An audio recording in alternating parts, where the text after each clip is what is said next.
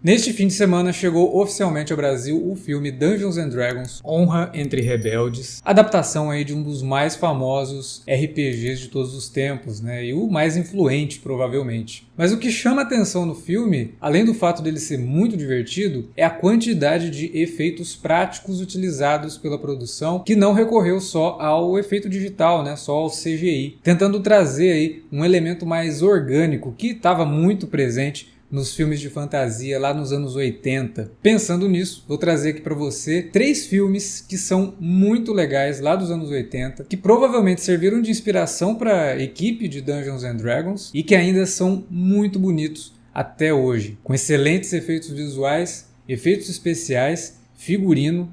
Olha, vale muito a pena conferir os filmes que eu vou citar aqui, viu? Eu sou o Alexandre, você tá no Cine Alerta e vamos logo para essa lista. Nos anos 80 teve muito filme de fantasia, alguns muito bons, mas a maioria bem esquecíveis, porque vinham ali na esteira de alguns sucessos, né? E tentavam copiar a todo custo, não só o sucesso, como também as histórias. Então tem muita coisa ali que ficou realmente perdido no tempo, mas tem muito filme interessante. E talvez aquele que seja melhor lembrado, inclusive por diretores, autores de fantasia, seja um de 1981, que é O Dragão e o Feiticeiro. O Guillermo del Toro, o George R.R. Martin já falaram em entrevistas diversas vezes que para eles o melhor dragão já produzido no cinema é o dragão desse filme. E olha, levando em conta a forma como isso foi feito, o ano que isso foi feito, né, as limitações da época, eu tenho que concordar com os dois. Dirigido por Matthew Robbins, o filme conta a história de um jovem aprendiz de feiticeiro que é convocado para liberar ali um reino de um dragão que está infernizando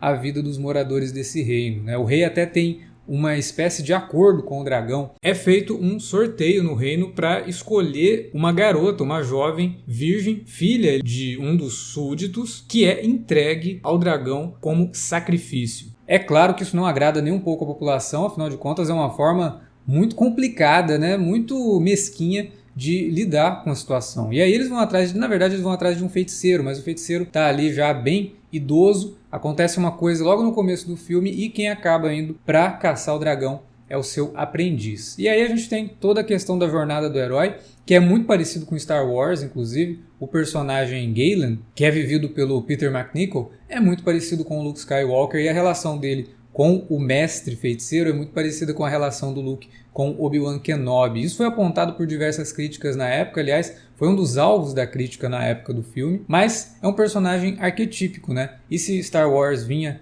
já com grande sucesso, nada mais justo do que tentar adaptar o sucesso da saga espacial para um cenário de fantasia medieval. O filme é bastante direto, a história é muito direto ao ponto, e isso ajuda bastante no ritmo. É um filme que tem um ritmo muito interessante. Não é totalmente lotado de cenas de ação, mas também não deixa a peteca cair e você consegue acompanhar tudo muito bem. Claro, ao longo de todo o filme temos aí várias cenas que envolvem efeitos práticos e também efeitos visuais criados através da técnica de rotoscopia, que são impressionantes até hoje. Existem lutas que envolvem espadas e lanças, e as faíscas que saem da espada quando bate na lança é por rotoscopia, ou seja, é um desenho feito em cima do fotograma. E a equipe que desenvolveu toda a técnica de rotoscopia para esse filme era extremamente perfeccionista, ao ponto inclusive de tentar emular a distorção das lentes anamórficas utilizadas para gravar o filme. Inclusive o famoso lens flare, né, que são aqueles reflexos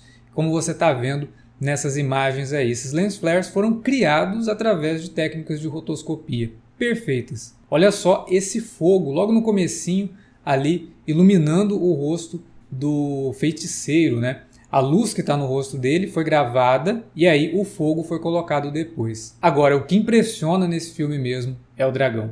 Ele é fantástico. Tem todo ali um trabalho artesanal mesmo, que é até hoje impressionante. E os efeitos funcionam muito bem no filme. As cenas de voo incluem aí momentos de rotoscopia e também outros momentos de gravação live action que são colocadas depois, né, em cima do filme. Tematicamente, esse filme envelheceu muito bem também. Ele ainda faz sentido em diversos pontos de vista, porque ele é um filme que tem várias camadas ali que dá pra gente discutir. Ele fala sobre política, religião e até sexualidade. Um filme de 1981 bem complexo em seus temas. fazendo comentários inclusive sobre como que a religião católica passou por cima das crenças típicas ali de povos mais primitivos, mesmo em cenários europeus, né? Ao mesmo tempo em que trata toda a questão do rei e da forma como ele lida com o dragão como uma politicagem muito absurda. O Dragão e o Feiticeiro é um filme inesquecível e está entre os melhores de fantasia dos anos 80, sem sombra de dúvidas. Agora a gente pula para 1982 com o filme O Cristal Encantado,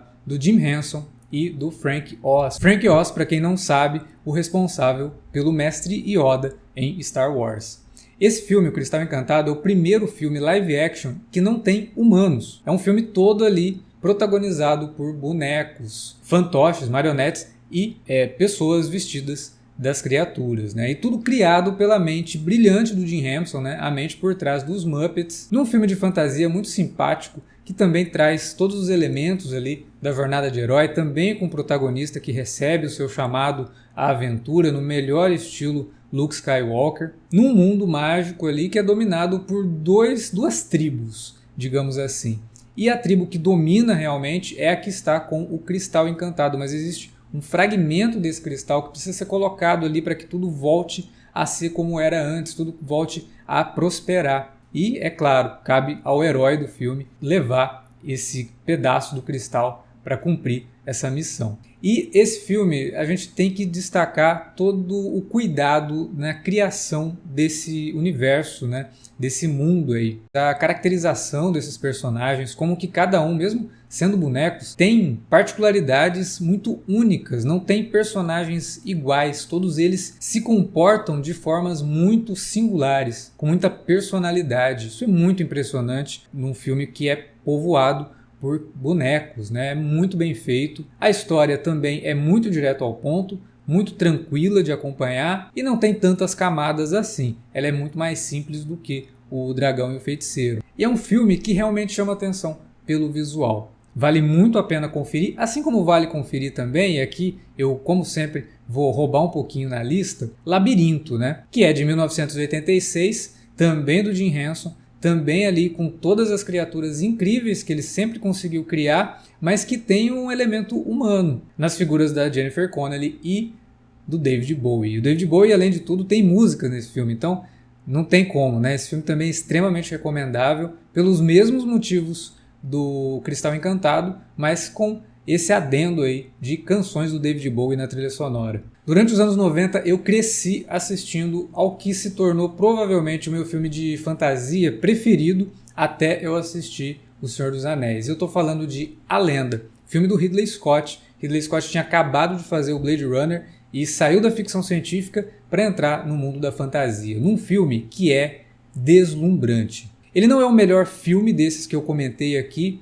mas com certeza é o mais bonito. Tem cenários incríveis, cenários tanto em sets de filmagem como também cenários reais, né, que são utilizados ali. Mas a maior parte do filme é rodada realmente num set, o que traz para o filme uma característica de um mundo muito único e também de uma questão meio teatral. O filme tem um elemento quase operático mesmo, que você consegue imaginar uma cortina baixando toda vez que uma cena pula para outra. Ele é bastante blocado nesse sentido, mas isso funciona muito bem para o tipo de história que está sendo contada ali. Que é uma história que traz inspirações em obras como O Sonho de uma Noite de Verão, de William Shakespeare, e até de óperas mesmo, como o ciclo do Anel do Nibelungo, do Wagner, né? O filme tem o Tom Cruise bem novinho, tem a Mia Sara e tem o inigualável Tim Curry vivendo o vilão do filme. E esse vilão, olha, sinceramente, é um dos melhores vilões do cinema, tá pau a pau ali com o Darth Vader em termos de visual e também em sua maldade, né? É um vilão bastante peculiar. Só que o visual dele é impossível de não chamar atenção, porque o Tim Curry está debaixo de uma maquiagem que provavelmente nem a mãe dele reconheceria se encontrasse com ele na rua daquela forma. E um vilão que remete inclusive ao Vingador de Caverna do Dragão, que é, né, Dungeons and Dragons, por conta da figura diabólica do personagem do Tim Curry. Mas também vale destacar que não é só ele, né, que chama tanta atenção assim, e sim o filme todo. Ele é impecável em toda a sua produção. Como eu falei, a história é meio bobinha. A história e o roteiro mesmo não é tão bem desenvolvido assim. O filme tem alguns problemas de ritmo, às vezes ele dá uma caída, mas eu acho que ele compensa isso com você simplesmente não conseguindo tirar os olhos da tela por conta da qualidade técnica do filme, que é uma marca registrada do Ridley Scott de qualquer forma, né? E principalmente ali nos anos 80, ele estava muito focado em toda a questão estética e A Lenda é realmente um dos filmes mais bonitos da carreira do Ridley Scott. E é até impressionante, né, como que ele sai da ficção científica em Blade Runner e pula para a fantasia medieval em A Lenda, criando um mundo tão incrível quanto o que ele ajudou a conceber em Blade Runner. Eu tenho certeza que em vários momentos de Dungeons and Dragons, na hora de conceber o filme, todo mundo ali envolvido na produção pensou em alguns desses filmes que eu citei aqui.